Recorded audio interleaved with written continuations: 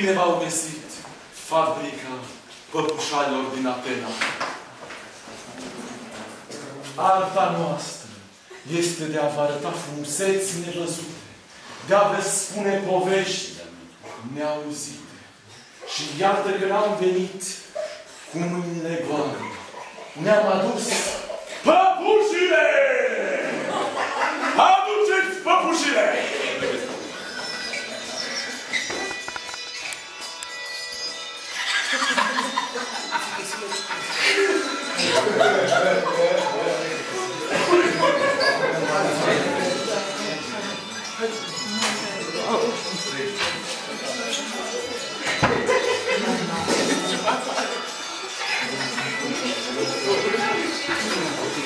Mișcă vouă!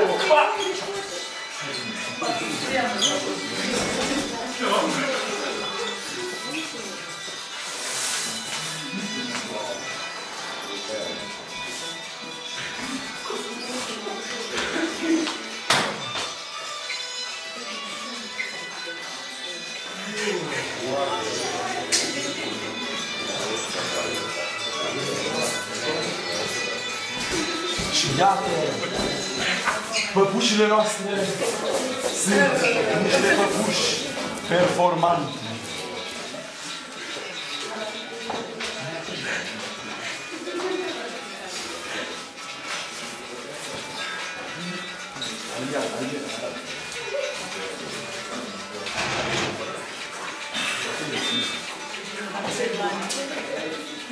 Păpușarilor, ridicați-vă pe poziții! Test de păpuși! Mâna dreaptă ridicată sus! Jos! Mâna stângă sus! Fantastic! Ambele mâini sus! Capul scuduit, tare! Acum fondul! Acum Macarena! Gândă! Macarena, tu cuerpo para la alegría que está buena. Baila tu cuerpo, alegría, Macarena. Macarena! Mâinile jos și mâinile laterale. Fantastic.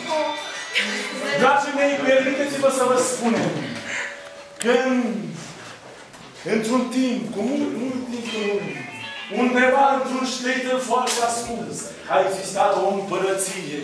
O împărăție al cărui rege se așează la masă. O împărăție al cărui rege se așează la masă. Se așează la masă! Păpușile astea nu funcționează mereu atât de bine, nu mai sunt la fel de performante ca înainte. Și a existat și o regină foarte frumoasă, care se urcă pe scaun, își arată frumusețea, își ridică fusta și se așează la loc. Un cuplu care s-a iubit enorm. Și în urma iubirii lor s-a născut un produs finit. Un produs finit. Se urcă și el pe scaun. Un produs finit. Se ține de scândură și încearcă să facă tracțiune. Îi slab băiatul și se așează. Dar cu toate acestea, acest băiat a fost un băiat educat, trecut prin școli franțuzești, prin universități americane, adică un băiat așezat cu capul pe umeri. Dar într-o bună zi s-a întâmplat o nebunie.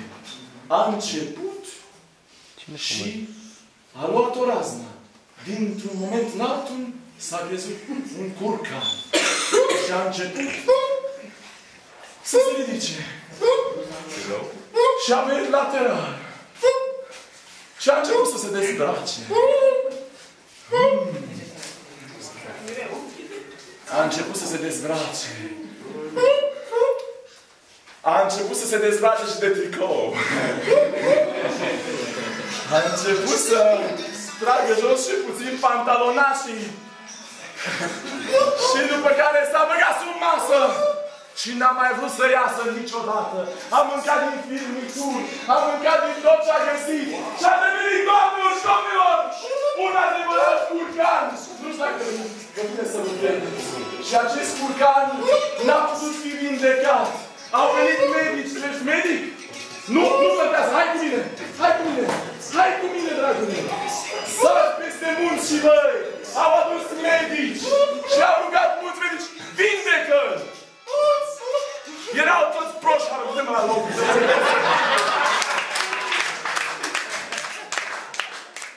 Dar noi în țara păpușoarelor medici sunt de calitate. Dar în fine, săracii regi, acum bociți. Uitați săraci cât de supărați au fost, cât de terminați. Stop, bocire! După care s-au gândit, Doamne, ajută-ne, s-au rugat, trimite-ne un om înțelept, o ființă supranaturală care să ne corecteze acest prunc sau produs finit, cum am zis mai înainte, strâmb. Și iată, n-au trecut nici 3 secunde și a sosit un om înțelept. Astea sunt undele creierului, să vedeți ce întrebe. Care s-a dus la rege și la regină și le-a spus: dacă mă lăsați să stau puțin pe aici, prin împărăție, și îmi dați niște chești euro în buzunar, respectiv pot să mănânc pe gratis, vă curăț pruncul de prostii. Și regii au zis: fantastic! Dezbracă-te! Chiar mai tare dezbracă-te! Dar la un moment dat, când cineva se dezbracă, poate își pierde și părul și inteligența. Păr care crește înapoi. Deci nu s-a dezbrăcat acest de om deștept. S-a dezbrăcat pentru că știa că trebuie să vorbească limbajul unui curcan pentru a putea vindeca un curcan. Și-au stat ei acolo și-au curcănit. S-au înțeles de minune. În primele 2 săptămâni s-au înviat peste tot. Nu vreau să dau mai multe detalii. Și a fost fantastic. Iar, într-un anumit moment, acest om înțelept a spus: vă rog frumos, rege și regină, ordonați o slugă, o femeie de-asta de nimica, o de-aia care îți feți picioarele să vină, să aducă, vă rog frumos, 2 pelerine regale, ca acest, nu știu, cum se numește animalul, cine știe? Curcan. Curcan, mulțumesc că am și uitat. Acest curcan să-și revină. Și sluga, această nemernică, nebună, netravnică, a venit la slugă. Așa lucrează. Da, nu contează. A adus pelerinele și le-a țăpat. Era cam, avea probleme de personalitate și avea și anumite senzații față de curcăneală, dar nicio problemă. Iar care omul înțelept a spus: măi, eu sunt un curcan cu stil. Mie nu-mi place doar să curcănesc pe aici, pe jos. Eu vreau să curcănesc high level, adică să iau puțin nici pe mine o treabă mai bună, ca și cum ar fi acest... ce este acest lucru? Ați fost atent? Nu văd. Ce este acest lucru? O pelerină. O pelerină! Regală. Cu măciuca la Domnul mai târziu. În orice caz, au îmbrăcat pelerina, a îmbrăcat și acest curcan pelerina și a devenit un curcan pelerinat. Și după acest eveniment fantastic, au mai trecut încă 1 săptămână, a trecut încă 1 săptămână și încă 3 săptămâni, după care omul înțelept a ordonat sluga netrebnică în seria de femei să vină odată să aducă tacâmul din argint, să aducă, frate, niște mâncare, să-i pună acolo o mâncare pe jos, pentru un curcan unde mănâncă, spune, mănâncă. Pe jos. Deci medic nu e bun, dar mâncarea rămâne. Curcanul pe jos, fantastic. Și a adus mâncare, fantastic. Ia uitați. Și servitoarea, femeia asta de nimica, a pus acolo o cârpă. Pune o cârpă! Săraca nu înțeles, că vă dați seama, ca să fii servitor la rege n-ai numai 3 clase, dar și a pus mâncarea.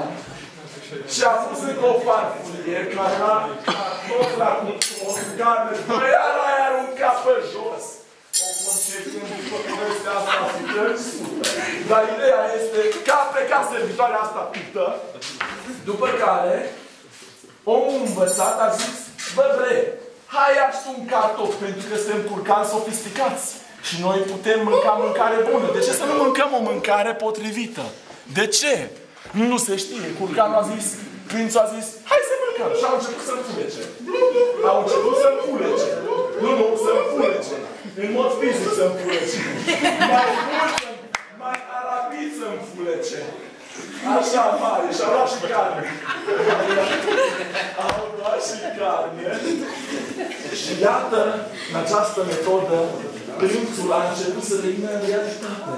A început să învețe din nou arta, meseria, cum se continuă cuvântul ăsta?